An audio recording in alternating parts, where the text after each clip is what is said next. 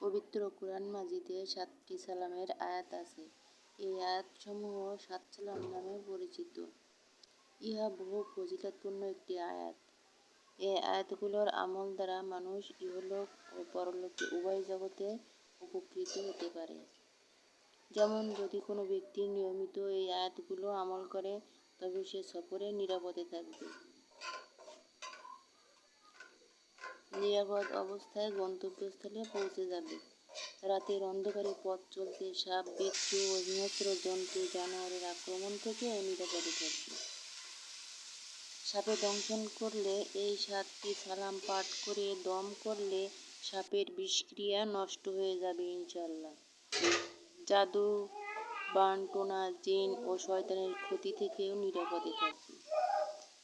7 সালামের আয়াতগুলো যথা: 1 নম্বর আয়াত, সালামুন কওলাম মির রব্বির রহিম।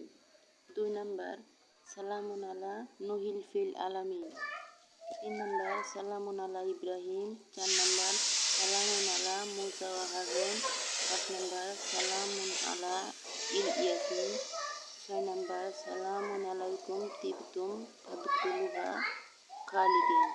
7 নম্বর, সালামুন হিয়া হাত্তা মাতলাইল ফাজরি। এই 7টি আয়াত খুবই গুরুত্বপূর্ণ ও ফজিলতপূর্ণ। এই আয়াতগুলো যদি কেউ নিয়মিতভাবে পাঠ করে তবে সে আল্লাহর রহমতে নিরাপদে জান্নাতে প্রবেশ করবে ইনশাআল্লাহ।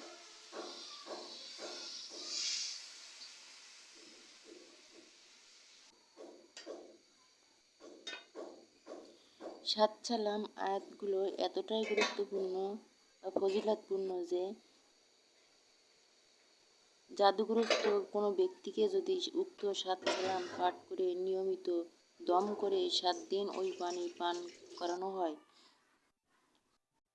আর গোসল করানো হয় 7 দিন, তবে সে আরোগ্য লাভ করবে জাদু টোনা থেকে।